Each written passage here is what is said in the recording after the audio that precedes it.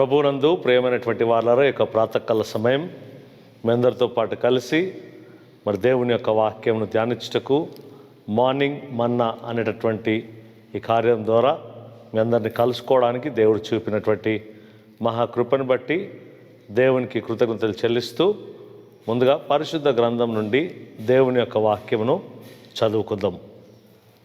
రాజులు మొదటి గ్రంథం 4వ అధ్యాయము 29 మరియు 30 వచనములు చదువుకుందాం.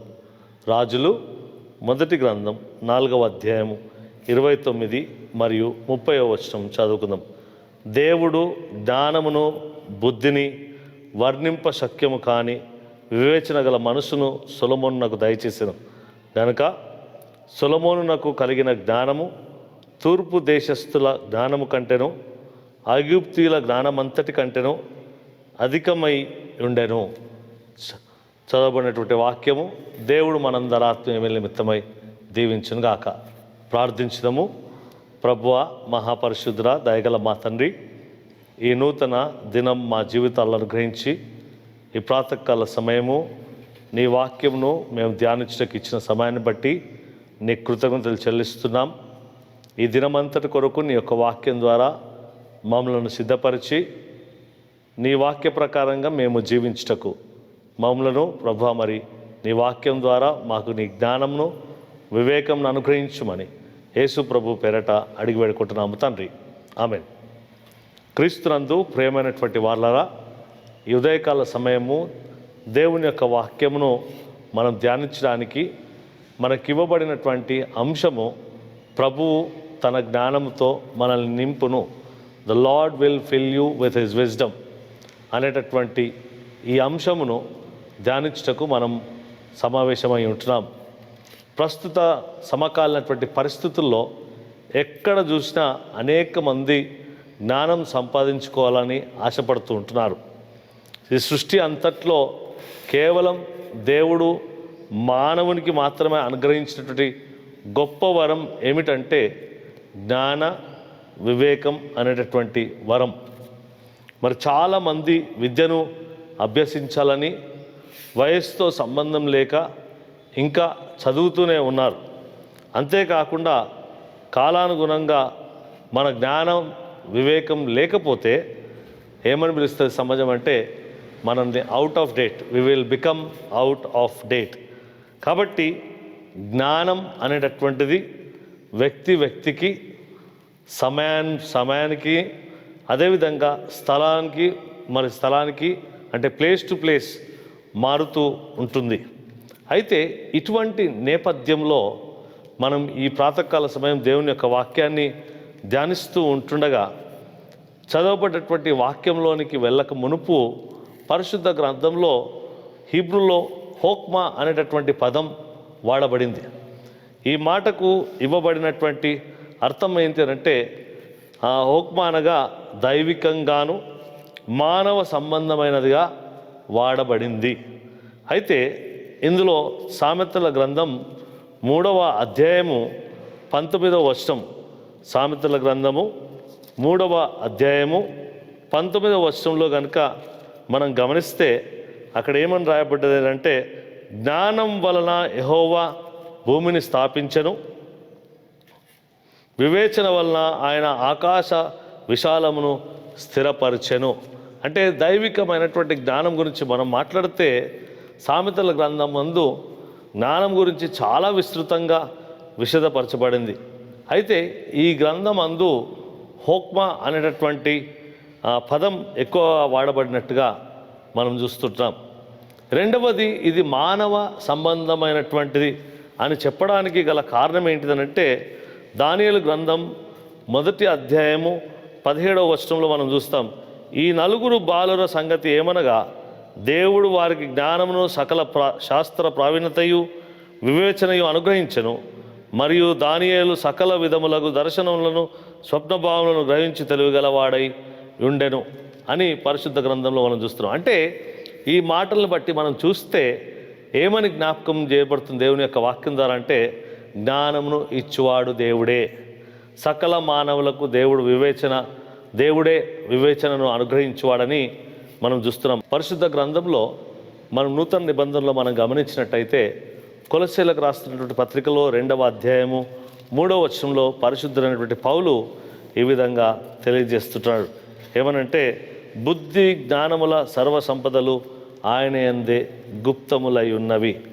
అందుకే పౌలు భక్తుని యొక్క జీవిత అనుభవం ద్వారా రోమా సంఘానికి రాస్తూ ఏమంటున్నాడంటే, రోమిలకు రాసిన పత్రిక 11వ అధ్యాయము 33వ వచనంలో మొదటి భాగంలో మనం గమనించినట్టయితే, ఆహా దేవుని బుద్ధి జ్ఞానముల బాహుల్యము ఎంతో గంభీరం అనేటటువంటి మాట మనం పరిశుద్ధ గ్రంథంలో పౌలు భక్తులు వాడినట్టుగా మనం చూస్తున్నాం.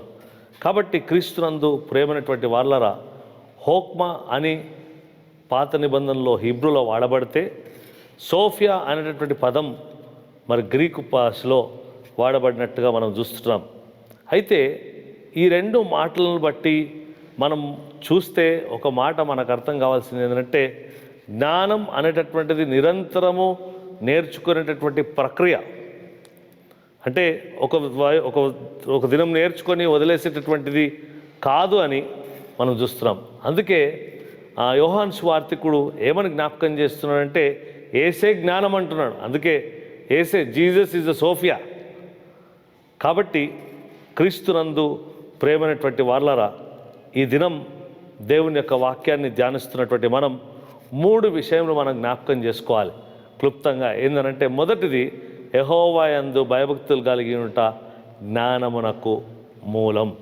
అంటే భయభక్తులు కలిగి ఉంటా అంటే భయముతో కాదు, కానీ దేంతో ఏ విధంగా దేవునితో మనము ఉండవలను, మన ప్రవర్తనను ఏ విధంగా మనం కలిగి ఉండవలనంటే, దేవుని యొక్క పవిత్రతను కలిగి మనం జీవించడం అనేటటువంటిది, ఆయన సర్వాధికారాన్ని గౌరవించడం అని, తద్వారా యెహోవా యందు భయభక్తులు కలిగి ఉంట జ్ఞానమునకు మూలమని మొదటిది మనం గమనిస్తుంటాం. రెండవ మాట ఏంటిదనంటే, దేవుని యొక్క వాక్యం ద్వారా మనం జ్ఞాపకం చేయబడుతున్నాం. ఏంటంటే, ఎక్కడి నుంచి ఈ జ్ఞానాన్ని మనం సంపాదించుకొనగలము అని ఒకవేళ మనం ఆలోచన చేస్తే, హోషేయ ప్రవక్త 6వ అధ్యాయము 3వ వచనంలో ఒక మాట రాయబడ్డది. హోషేయ గ్రంథం 6వ అధ్యాయం 3వ వచనం, యెహోవాను గూర్చిన జ్ఞానం సంపాదించుకుందాము రండి, యెహోవాను గూర్చిన జ్ఞానం సంపాదించుకున్నట్టుకు ఆయనను అనుసరించుదాము రండి. అంటే ఈ మాట మనం గమనిస్తే హోషేయ ప్రవక్త ద్వారా దేవుడు జ్ఞాపకం చేస్తున్నాడు. ఏమనంటే, యెహోవాను అనుసరిస్తే ఆయన యొక్క జ్ఞానము మనకు లభిస్తుందని, ఆయనను గూర్చినటువంటి జ్ఞానమును సంపాదించుకొనడము కేవలము ఆయనను వెంబడించడం వల్లనే మనం పొందుకొనగలమని రెండవది మనం జ్ఞాపకం చేయబడుతున్నాం. మూడవది ఏంటంటే, ఈ జ్ఞానమునకు అన్వేషణ ఎక్కడి నుంచి దీన్ని మనం పొందుకొనగలమనంటే అడగడం వల్ల. మీలో ఎవరికైనా జ్ఞానం కొదువగా ఉన్నాయడలా అతడు దేవుణ్ణి అడగవలను. యాకోబు రాసిన పత్రికలో మనం ఈ మాటలు మనం గమనిస్తుంటాం. కాబట్టి జ్ఞానము కొదువుగా ఉన్నట్టయితే మనం దేవుణ్ణి అడగవలనని, దేవుడు ప్రతి ఒక్కరికి కూడా ధారాళంగా అనుగ్రహించేటటువంటి వాడని ఈ ఉదయకాల సమయము మనము జ్ఞాపకం చేయబడుతుంటున్నాం. కాబట్టి యేసును గూర్చినటువంటి జ్ఞానం, దేవుని గూర్చినటువంటి జ్ఞానం, యెహోవా యందు భయభక్తులు కలిగి ఉంట జ్ఞానమునకు మూలమని, ఆ యెహోవాను అనుసరించడం ద్వారా దేవుని యొక్క గూర్చినటువంటి జ్ఞానమును మనం కలిగి ఉంటామని, ఒకవేళ జ్ఞానం కొదువగా ఉన్న యెడల అతడు దేవుణ్ణి అడగవలను, అప్పుడు అది అతనికి అనుగ్రహింపబడను. ఆయన ఎవరిని గద్దింపక అందరికీ ధారాళంగా దయచేయవాడని యాకోబు రాసిన పత్రికలో మనం చూస్తున్నాం. కాబట్టి ఈ దినం ఒక ఉద్దేశం దేవుని యొక్క వాక్యం ద్వారా మనం జ్ఞాపకం చేయబడుతున్నాం. ఏంటంటే, today we differentiate between spiritual life and the worldly life, but God's word says there is only one life. కాబట్టి దేవుని గురించినటువంటి జ్ఞానమును సంపాదించుకోవడమే మనుషులంగా దేవుడు మనకిచ్చినటువంటి గొప్ప ఆధిక్యత.